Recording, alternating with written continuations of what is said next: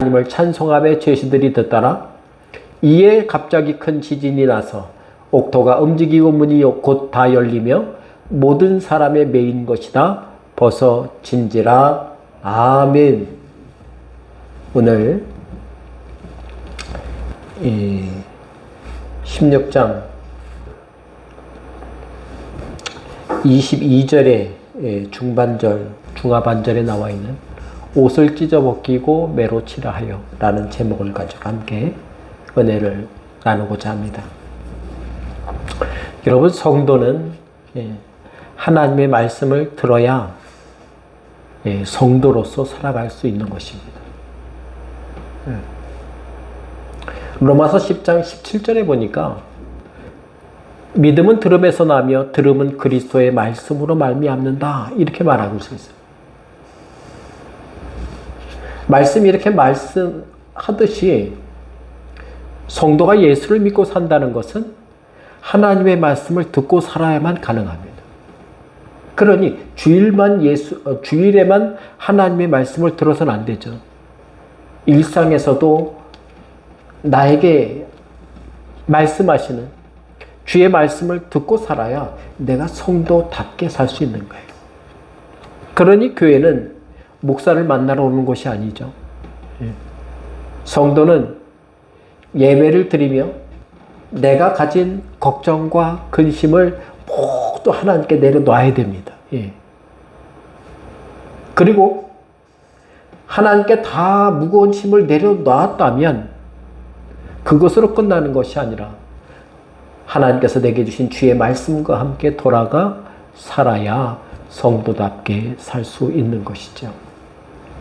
우리의 신앙과 믿음은 누군가에게 자랑하려고 쓰임받는 게 아니에요. 우리의 신앙과 믿음은 주님과 동행하는 데 써야 됩니다. 우리는 오늘도 하나님의 말씀을 듣고 살고자 교회에 나왔고 예배에 앉아 있습니다. 그러니 교회는 무엇을 하든지 간에 무슨 일이 일어나든지 간에 교회에서는 하나님의 말씀이 선포되어야 합니다. 그리고 교회에 와서 우리가 해야 할 일은 다른 게 아니에요. 하나님의 말씀을 잘 듣는 거예요. 목사가 일주일 내내 하는 일은 하나님께서 주신 말씀을 한 주간 내내 묵상하다가 주님께서 나를 통해 목회자를 통해 하시고자 하시는 하나님의 말씀을 선포하는 일꾼이 되는 게 목사예요. 성도가 하는 일은 한 주일을 세상에서 살아내며 세상이 주는 근심과 걱정을 잔뜩 품고 사는 것이 아니라 세상의 그 어려운 중에도 고민과 걱정이 가득한 그 중에도 하나님이 내게 주신 말씀이 무엇인가 고민하고 묵상하며 그 말씀을 통해 내게 주시는 응답을 온전히 받고 은혜 받고 살아가는 일꾼이 되는 게 바로 성도예요. 따라서 교회와 성도는 하나님의 말씀을 들어야 됩니다. 예배는 하나님의 말씀을 새기고 채우는 시간이 되어야 돼요. 주일에 나와 교회에 머무는 동안에 그러니 우리는 세상에서 내가 가지고 살던 고민은 다 내려놓고 하나님께서 내게 주시는 말씀을 온전히 받아 들어야 합니다. 그래야 새롭게 다시 한 주를 시작해 살아갈 수 있는 것입니다. 예배를 통해 하나님께서 내게 무슨 말씀을 주시는지, 어떤 은혜를 주시는지 집중하고 주목해서 들어야 하는 것이죠. 예배를 통해 듣는 하나님의 말씀은 한 주간 동안 우리가 일상을 살아내는데 믿음의 양분이 됩니다. 은혜의 통로가 돼요. 신명기 31장 28절을 보니까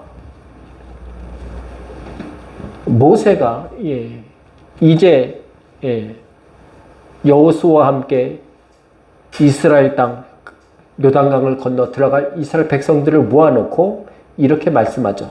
너희 지파 모든 장로와 관리들을 내 앞에 모으라. 내가 이 말씀, 하나님의 말씀을 그들의 귀에 들려주고 그들에게 하늘과 땅을 증거 삼으리라. 이렇게 말씀하고 있어요. 그런데 모세가 자기들 앞에 앉아있는 이 장로와 관리들에게만 말씀을 전한 것이 아니라 뒤에 뭐라고 말씀하시냐면 지파들의 모든 장로들과 관리들을 모아 말씀을 들려주고 이 들은 말씀을 가지고 돌아가 전하고 소문내고 기도하고 자랑하고 살라고 그들에게 권면합니다. 예. 그렇게 들은 하나님의 말씀이 전해지고 소문나고 기도가 되고 자랑이 되었을 때 그들에게 어떤 믿음이 생겼습니까? 이후에 여호수아가 요단강을 건너 여리고성을 지나갈 때에 여리고성을 어떻게 해요? 맨몸으로 돌아도 당시 세상에서 가장 큰 성인 여리고성이 무너질 것이라는 믿음이 생겼어요. 여러분 믿음 없이 성 근처에 가겠습니까? 돌이라도 맞으면 어떻게 해요? 예. 공격이라도 받으면 어떻게 해요? 근데 그들에게는 맨몸으로 이 성을 돌아도 하나님께서 여리고성을 무너뜨리실 거라는 믿음이 있었습니다. 뿐만 아니라 여리고성에 그렇게 가득했던 누구나 유혹받고 미혹될 만한 가득했던 그 재물에 단 한 명 아간을 제외하고는 모든 백성들이 물질과 재물의 유혹에 넘어가지 않았다는 거예요. 예. 한 명 아간이 안타깝습니다만은 그 한 명 빼고는 모두가 재물에 어떻게 해요? 유혹을 이겨냈다는 거예요. 여러분 이러한 일들이 어떻게 가능했을까? 신명기 31장 30절에 보니까 그 이유가 어떤 것이었는지를 우리에게 가르쳐주고 있습니다. 그리고 모세가 이스라엘 총회에 이 노래의 말씀을 끝까지 읽어 들리니라. 모세가 눈만 뜨면 하나님 말씀을 읽어주는 거예요. 심지어 말씀만 들려주는 게 아니라 어떻게 해요? 노래까지 만들어서 부릅니다. 그렇죠? 우리가 찬송가 부르듯이 가락을 넣어서 하나님의 주신 말씀을 어떻게 해요? 너희들이 들으라는 거예요. 노래하고 살라는 거예요. 걱정을 노래하면 걱정이 쌓이지만은 감사를 노래하면 감사가 쌓이는 거예요. 예. 말씀을 읽어주고 노래로 만들어 이스라엘 백성들에게 들려주었더니 애굽의 노예로 살아왔던 이스라엘 백성들이 어떻게 해요? 하나님의 백성이 되어 살 수 있었다는 것이죠. 이전에 이스라엘 백성들은 어떤 사람이었습니까? 걸핏하면 불평하던 사람이에요. 뭐만 조금 불평하면 어떻게 해요? 불만이 쌓이고 막 그걸 쏟아내는 것이 당연했던 인생을 살았던 사람들이 이스라엘 백성들이잖아요. 근데 그들이 하나님의 말씀을 듣고 노래하고 찬양하고 살았더니 하나님을 바라볼 줄 아는, 하나님 말씀에 순종할 줄 아는 그러한 백성이 되었다는 것입니다. 그러니 말씀이 중요해요. 말씀을 내가 왜 듣고 사느냐, 그게 중요한 거예요. 그러니 하나님 말씀을 들을 때마다 내게 주신 말씀이 무엇인가 우리는 귀 기울여 살아야 합니다. 하나님의 말씀으로만 보고 듣고 사는 것이 아니라 노래하며 찬양하며 살아갈 때에 우리는 주님과 동행하고 살 수 있는 것이죠. 예? 데살로니가전서 2장 13절에도 말하기를 이러므로 우리가 하나님께 끊임없이 감사함은 너희가 우리에게 들은 바 하나님의 말씀을 받을 때에 사람의 말로 받지 아니하고 하나님의 말씀으로 받음이니 진실로 그러하도다. 이 말씀이 또한 너희 믿는 자 가운데에서 역사하느니라. 여러분, 우리가 감사할 수 사도 바울의 말을 듣고 감사할 수 있었던 게 뭡니까? 하나님의 말씀을 받았을 때, 하나님의 말씀을 받아들였을 때 그렇게 할 수 있고, 여러분 어떻게 해요? 하나님께 받은 말씀은 어떻게 해요? 역사하는 능력이 있다는 거죠. 예. 성경은 그 사람이 노예가 됐든 병자가 됐든 지위가 높고 낮은가 상관없이 하나님의 말씀을 자신의 말씀으로 받아들였을 때에 받아들인 그 사람에게 있는 귀신을 쫓아내고 병자가 치료되게 하시고 구원이 임하도록 역사해 주셨습니다. 그러니 여러분, 사람의 말도 다른 사람을 감동시킬 때가 있잖아요. 야, 저 사람 말 잘한다. 그럴 때가 있어요. 그러나 우리의 심령과 영혼을 깨우고 살리는 것은 오직 하나님의 말씀뿐이 없다는 거예요. 신약에서 주님께서는 그 백성들에게 어떻게 말씀을 전했습니까? 주님께서는 대부분의 말씀을 전하기 쉽고 듣기 쉬운 회당 안에서 말씀을 전하지 않으셨어요. 그죠? 예. 조용한 가운데 그곳에서만 전하지 않으셨어요. 하나님의 말씀을 전하고 듣기에는 좀 어려워 보이는 야외, 특별히 바닷가나 산 위에 올라가셔서 말씀을 전했음에도 불구하고 어떻게 해요? 은혜가 넘쳤어요. 하나님의 역사가 충만히 일어났어요. 누가복음 5장 3절에 보니까 배에 올라가 무리들에게 어떻게 해요? 바닷가에 앉으라고 배 위에 서서 말씀을 전했어요. 그때 베드로가 제자가 되지 않았습니까?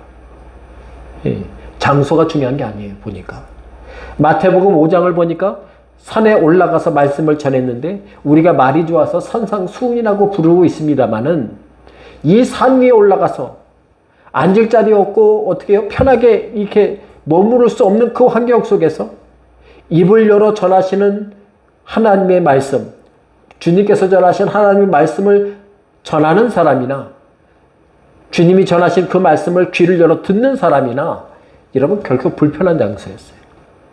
우리처럼 이렇게 편하지 않아요. 우리도 어떻게 해요? 몸이 불편할 수 있어요. 컨디션이 별로일 수도 있어요. 장소와 상관없이 우리는 언제나 불편할 수 있습니다. 그러나 안팎으로 주님의 때에는 너무나 불편했다는 거예요. 불편한 장소에서 전한 말씀, 불편한 곳에서 들은 말씀에도 하나님의 은혜가 그럼에도 임했다는 사실을 우리는 기억해야 합니다.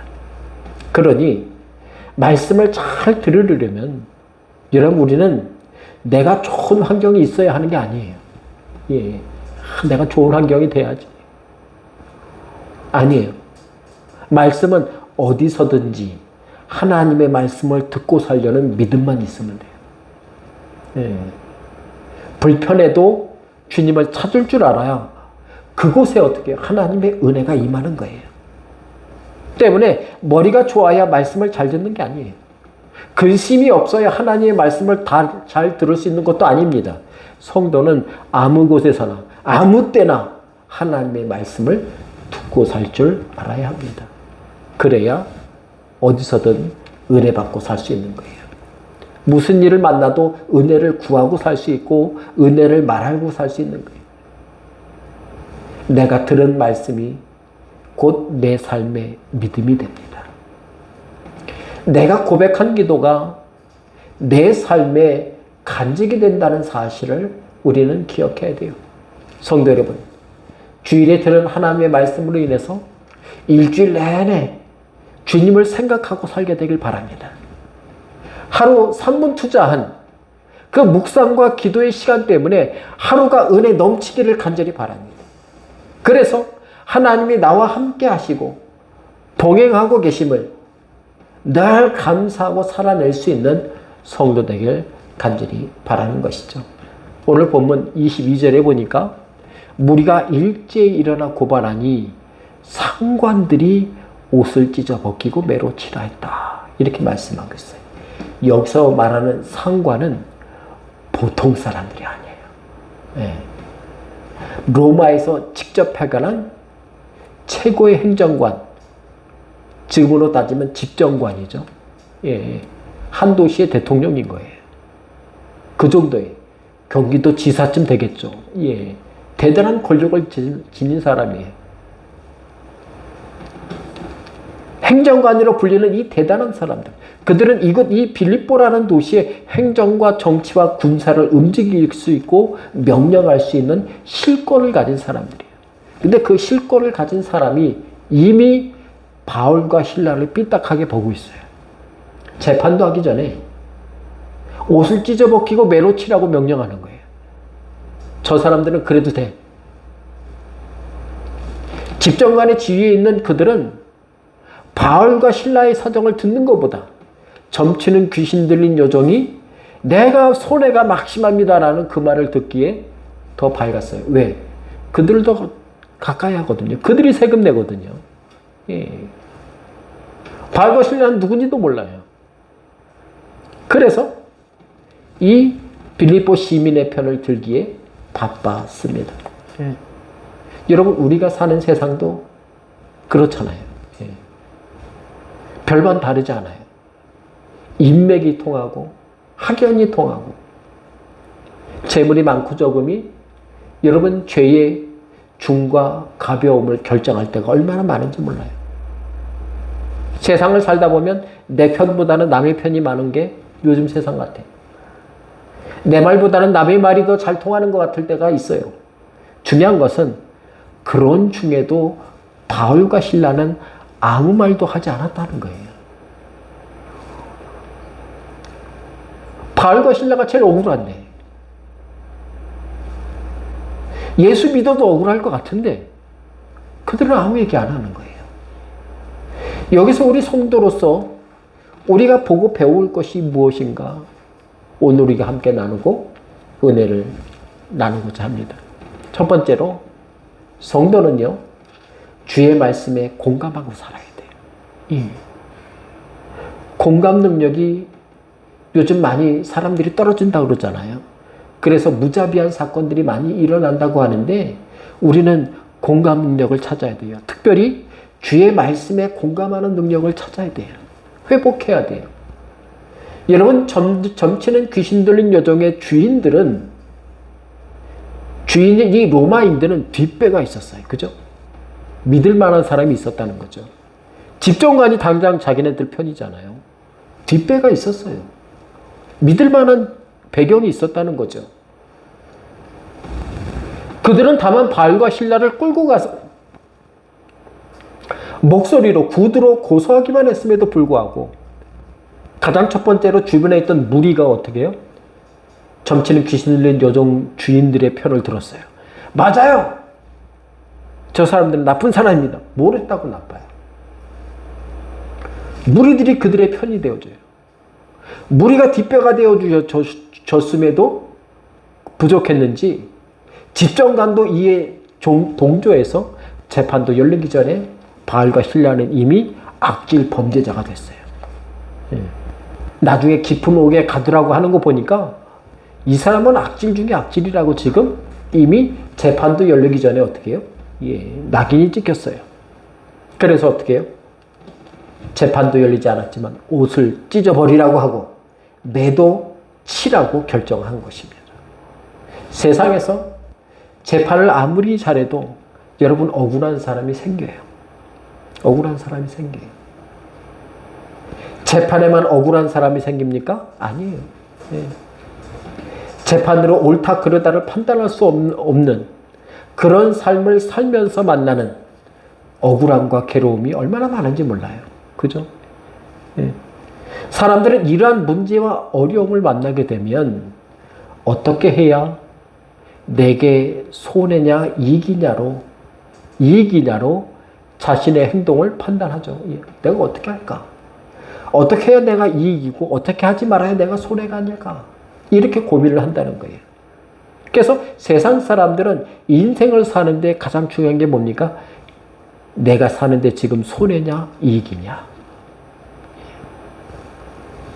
성공이나 욕심을 채우고 사는데 손해냐 이익이냐 이게 중요해요.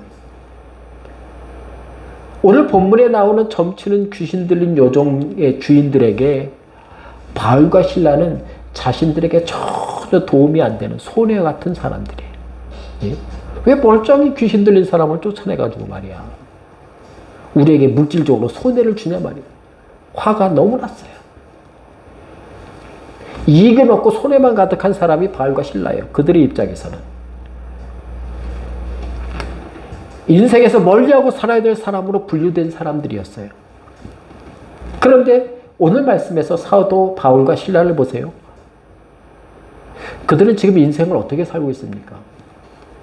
그들을 가만히 보면 바울과 실라는 내가 지금 하는 행동이 내게 손해냐 이익이냐로 따지며 살지 않았어요. 보니까. 그러잖아요. 복음을 전한다고 손해냐 이익이냐 아무것도 아니에요. 그는 손해냐 이익이냐로 인생을 살아가지 않았다는 거예요. 그들에게 중요한 건 뭡니까? 예수님이 인도하시는 길이냐 아니냐. 이게 중요한 거죠. 이게 세상과 그리스도인이 살아가는 인생의 방향이 다른 이유예요. 그들을 보면 인생은 내게 손해냐 이익이냐는 판단으로 사는 사람들이 아니에요. 두 사람은 예수를 뒷배로 삼은 사람이에요. 그죠?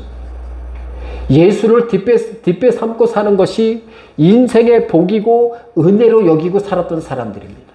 그래서 당장은 내가 사람들에게 끌려다니고 옷이 찢김을 당하고 매를 맞을지라도 거기에 반응할 필요가 없어요. 왜냐하면 점치는 귀신 들린 여종을 쫓아낸 것도, 여종에게서 귀신을 쫓아낸 것도 주님이세요. 주님이 쫓아내셨으면 옷이 찢겨지고 매 맞는 나를 구할 것도 어떻게 해요? 주님이시니까.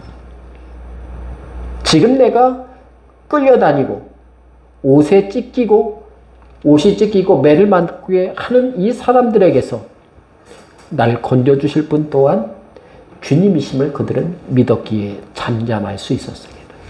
여러분, 우리가 왜 화가 나고 분주합니까? 예. 살 길이 내가 보기엔 하나뿐이 없는데 그 길이 막혔을 때 화가 나는 거예요. 그러나 내가 보는 길은 막혀질지라도 하늘 길은 항상 열려 있어요. 그러니 하나님을 찾아야 돼요. 세상 성공을 뒷배 삼고 살면요, 조금이라도 내 욕심에 금이 가면 감정이 요동합니다. 어쩔 줄 모르고 화만 내고 살기 바쁘게 되는 거예요. 그러니 사람의 눈으로 보는 살 길만 보고 살지 마세요. 그러면 이 화병으로 여러분 감정이 늘 불편해요. 우리는 하늘을 보고 살아야 돼요. 여러분, 자존심을 뒷배 삼지 마세요. 자존심은 언제든지 스크래치 날만 해요. 그래서 삶에서 내가 조금이라도 자존심에 스크래치가 나기만 하면 화산이 폭발하듯 인상 쓰고 살 일이 늘 생기게 돼요. 우리 성도들은 예수가 뒷배가 돼야 돼요. 그래야 예수로 인해 살만한 인생을 날마다 살아낼 수 있는 것입니다. 요한복음 7장 37절 중반절부터 38절에 보니까 주님께서 우리에게 직접 이렇게 말씀하세요. 누구든지 목마르거든 내게로 와서 마셔라. 나를 믿는 자는 성경의 이름과 같이 그 배에서 생수의 강이 흘러나리라. 우리의 뒷배 되신 주님께서 우리의 뒷배 되어 주신다는 거예요. 누구에게? 예수의 이름을 믿고 부르는 자에게. 여러분, 사람은 보물은 길가에 없다고 생각해요. 예. 그러나 복음과 구원은 지금도 어떻게 해요? 세상에 널려 있어요. 예, 세상에 널려. 어디서든 전도할 사람 만나고 교회를 만나는 곳이 이 세상입니다. 복된 거예요.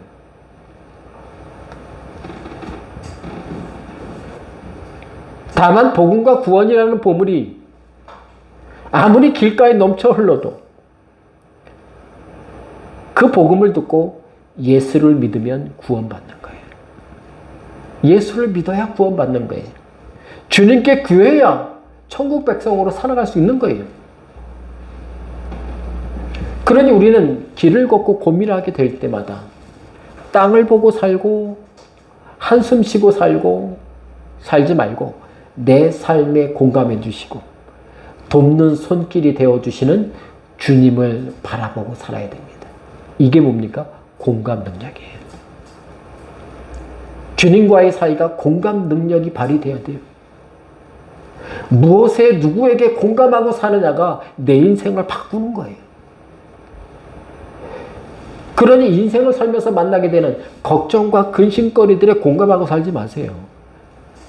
그래 봐야 내 마음이 상하죠. 괜히 한숨과 탄식이 나요. 그러면 걱정과 근심에 내가 자꾸 공감하니까 한숨이 나오고 탄식이 절로 나와요.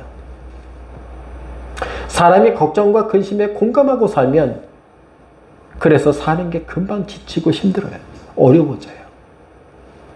그러니 힘들 때마다 어떻게 해요? 우리는 주님을 찾을 줄 알아야 돼요. 주님을 만나야 돼요. 주님께 기도해야 돼요. 잠언서 15장 13절에 보니까 마음의 즐거움은 얼굴을 빛나게 하여도 마음의 근심은 심령을 상하게 하느니라. 지금 무엇에 공감하고 살고 있다고요? 근심에 공감하고 살다 보니까 그 근심이 내 심령에도 영향을 미쳤다는 거예요. 또 다른 잠언서 10장 22절에 보니까 마음의 즐거움은 양양이라도 심령의 근심은 뼈를 마르게 한다. 뼈를 마르게 할 때까지. 근심하지 마세요. 심령을 상하게 할 만큼 근심에 공감하고 살지 마세요.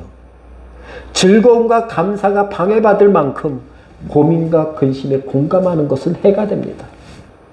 그러니 우리 성도들은 주님과 공감하고 살아야 돼요. 나를 향한 주님의 인도하심에 우리는 공감하고 살아야 되는 것이죠. 걱정을 잘하는 공감 능력이 아니라 걱정을 주님께 맡겨 주님과 공감하고 사는, 주님의 은혜에 공감하고 사는 성도 되시길 간절히 바랍니다. 주님께 우리가 걱정과 근심을 맡기고 살면 내 탄식을 고쳐 기쁨과 감사가 되게 해주시는 분이 주님이세요. 오늘 본문에서 점치는 귀신 들린 여종의 주인들의 분노와 화는 빌립보 사람들에게 커다란 공감과 지지를 받았어요. 심지어 빌립보 성의 최고 권력자들인 집정관들에게도 공감과 지지를 받아냈습니다. 그러나 성경을 읽고 있는 우리는 그게 결코 좋은 공감과 지지가 아니라는 걸 알게 됩니다. 여러분, 우리는 무엇에 혹은 누구에게 공감받아 살려고 애쓰고 있습니까? 우리 성도는 바라기는 주의 말씀을 들을 때마다 공감되길 바랍니다. 그래야 성도가 되는 거예요. 성도로 살아갈 수 있어요. 주님께 은혜 받고 사는 것이 내게 열렬히 공감되길 바랍니다. 내게 당연해지길 바라요.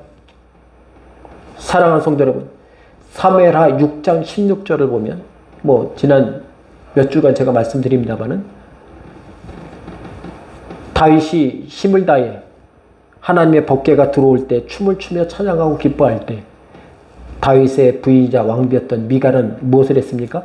여호와의 궤가 다윗 성으로 들어올 때에 사울의 딸 미갈이 창으로 내다보다가 다윗 왕이 여호와 앞에서 뛰놀며 춤추는 것을 보고 심중에 그를 업신여긴지라. 다윗은 하나님께 예배할 생각을 하니까 기쁨과 감사가 넘쳤어요. 그런데 그의 부인이자 가장 가까웠던 부인이었던 왕비 미갈은 어떻게 비웃었어요. 즉 다윗의 신앙과 기쁨에 공감하지 못했어요. 부부 사이는 공감이 많아야 돼요. 가족 가운데 공감대가 형성돼야 돼요. 우리 가정에 공감될 게 많기를 여러분 간절히 기도하시기 바랍니다. 그게 행복의 여러분 첫 번째 거예요. 공감이 많아지면 어떻게 사기가 올라가요. 사기가 올라가잖아요. 그죠? 사기가 올라간 군대는요, 일당백인 거예요. 그죠? 예. 그래서 군대는 어떻게 해요? 사기가 높고 군기가 있어야 전쟁을 잘 치른다는 거예요. 예.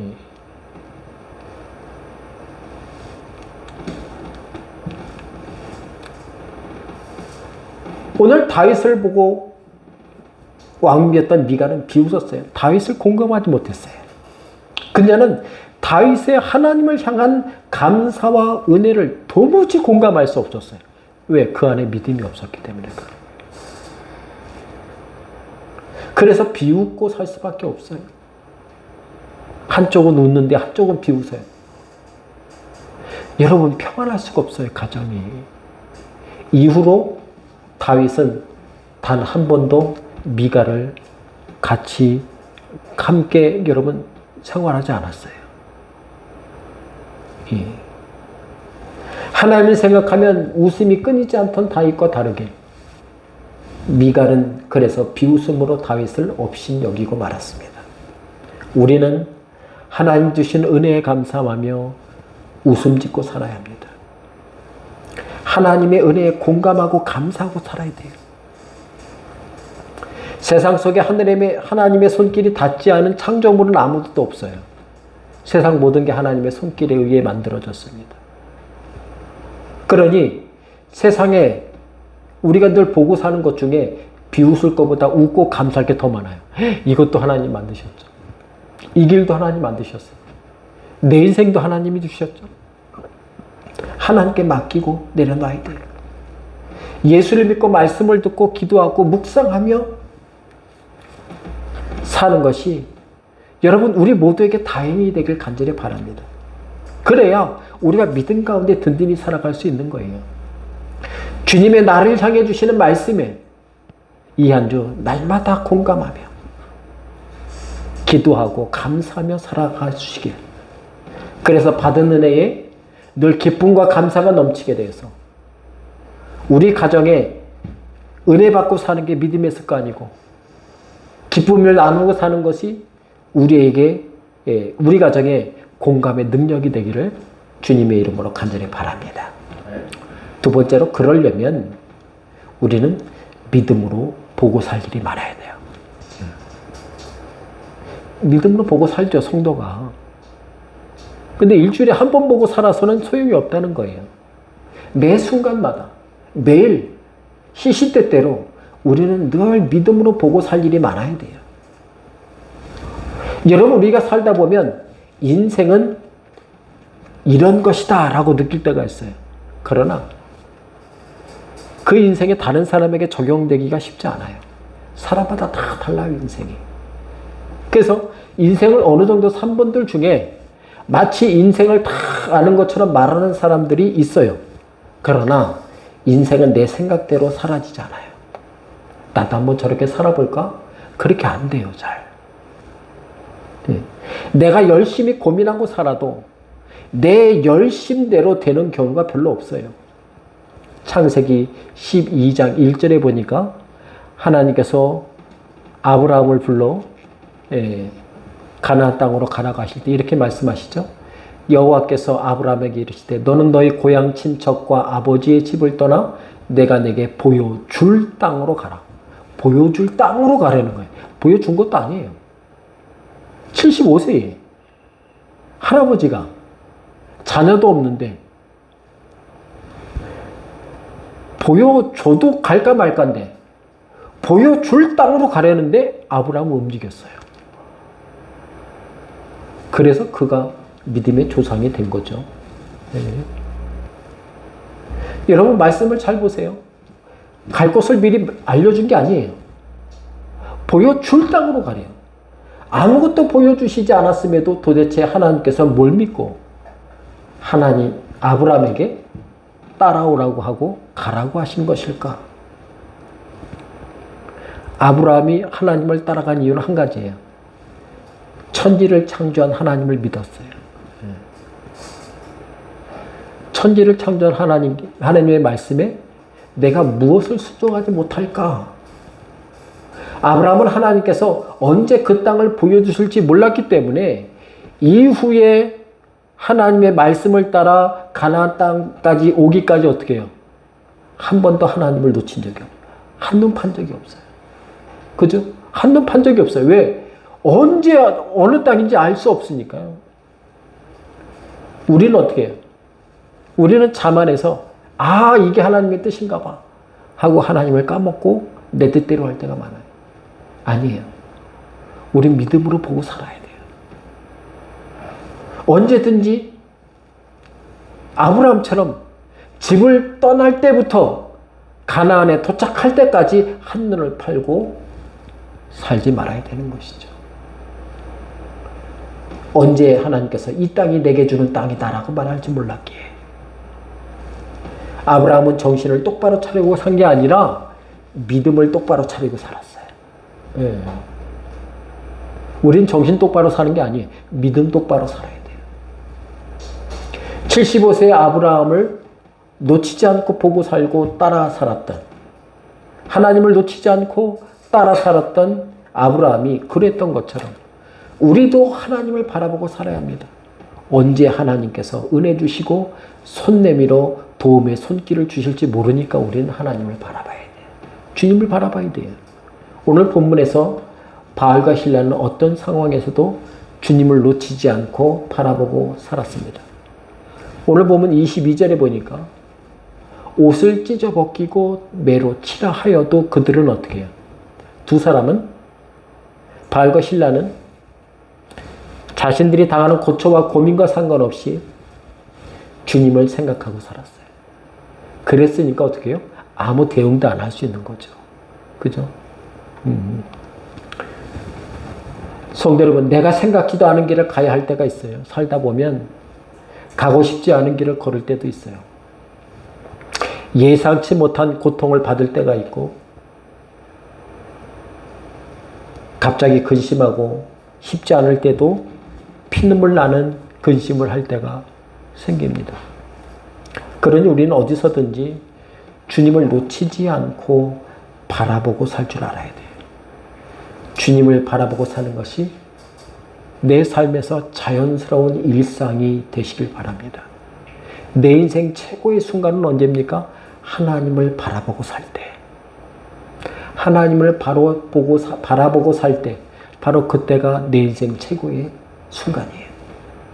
내가 가고 싶지 않은 곳에 가고 있을지라도, 오늘 바알과 실라처럼 하나님과 함께 가고 있다면 그곳을 어떻게 해요? 은혜의 자리가 되게 하시는 분이 바로 하나님이세요.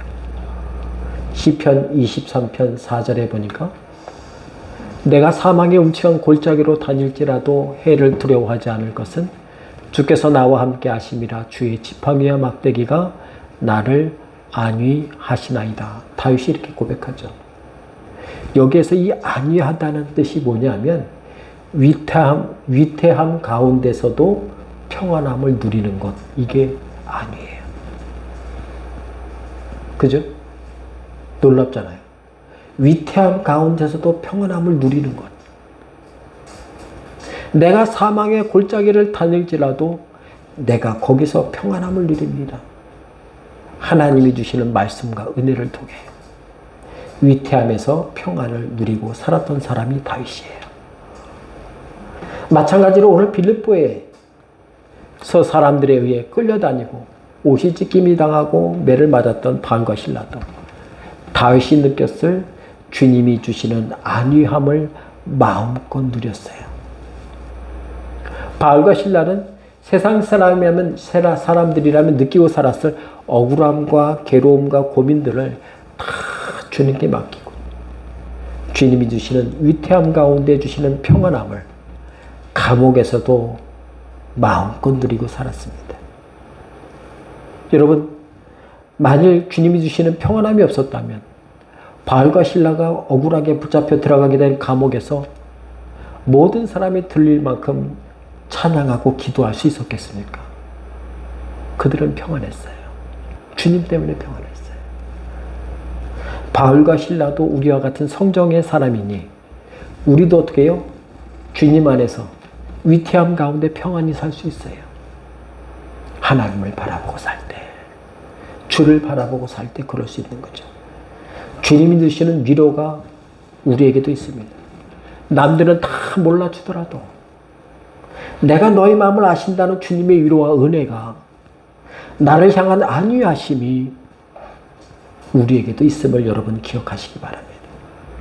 우리도 날마다 나를 향해 말씀하시고 돕는 손길을 내밀어 주시는 주님을 만나고 바라보고 살아야 돼요.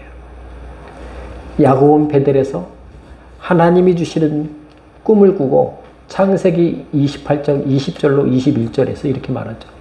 20절을 보면 야곱이 서원하여 이르되 하나님 나와 함께 계셔서 내가 가는 길에 이 길에서 나를 지키시고 먹을 떡과 입을 옷을 주시며 내가 평안히 아버지 집으로 돌아오게 하시면 여호와께서 나의 하나님이 되실 것이요. 여러분, 지금까지 야곱은 아버지 이삭의 하나님을 구경하고 살았어요. 위대한 믿음의 조상이었지만 할아버지 아브라함을 아버지 이삭을 통해 들으며 종공에 맞지 않았습니다. 그러나 지금까지 그의 신앙은 어땠습니까? 할아버지 하나님, 아버지 하나님이었지 자신의 하나님은 아니었어요. 그런데 오늘 본문 21절에 베델을 지나며 꿈을 꾸면서 어떻게 해요? 그가 하나님을 어떻게 부르기 시작합니까? 나의 하나님이 되실 것이요. 처음으로 그가 고백하는 거예요. 그의 인생이 바뀌어지는 순간이죠. 나의 하나님을 만나야 돼. 우리도 교회에서 배운 예수님만 알아서는 안 돼요. 천지를 창조하셨던 하나님을 알기만 하면서는 안 돼요. 천지를 창조하신 나의 하나님. 나를 구원하기 위해 십자가에 죽으신 나의 주님. 그 주님과 동행하시기 바랍니다. 아버지의, 교회의, 목사님의 하나님이 아니라 여러분의 하나님. 같은 분이에요. 바알과 신라는 매맞는 중에도 잃어버리지 않을 나의 주 나의 하나님을 믿고 붙잡았습니다. 그것이 은혜의 통로가 되고 샘물이 되어서 늘 생수의 강이 그 배에서 흐르는 것처럼 성령의 역사가 일어나 유럽을 복음으로 넘쳐나게 하는 귀한 시작이 바로 이 빌립보가 되었어요. 사랑하는 성도 여러분, 우리는 있는 척하며 살기 쉬워요. 성공한 척, 위대한 척, 걱정이 없는 척, 근심이 없는 척하고 살기 쉬워요.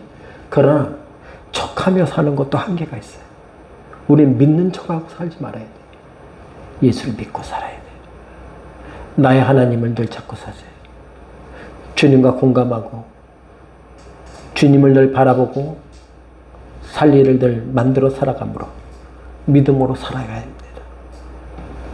이 한 주 하나님이 내게 주신 말씀에 늘 공감하고 받은 은혜를 붙들고 기도하고 묵상하고 살아감으로 사망의 음침한 골짜기와 같은 세상에서 하나님의 말씀을 공감하고 살고 하나님을 날마다 바라보고 살아감으로 주의 은혜를 날마다 받아 새기고 살아가는 우리 모든 성도요 가정들 되기를 주님의 이름으로 간절히 바랍니다. 기도하겠습니다. 하나님 감사합니다. 우리를 통해 하나님의 귀중한 은혜를 더해 주옵소서. 하나님보다 앞서 살지 않게 하시고 분주하지 않게 하시고 분주하기 전에 기도하게 하시고 서둘러 아버지 낭패 보지 말고 주님과 동행하고 살며 하나님의 귀중한 은혜를 온전히 만나고 살게 도와 주옵소서. 예수님의 이름으로 기도하옵나이다. 아멘.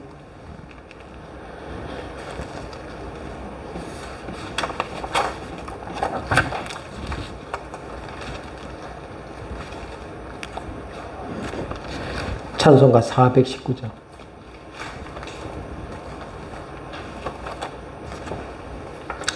찬양 드리고 축도로 모든 예배 마치도록 하겠습니다.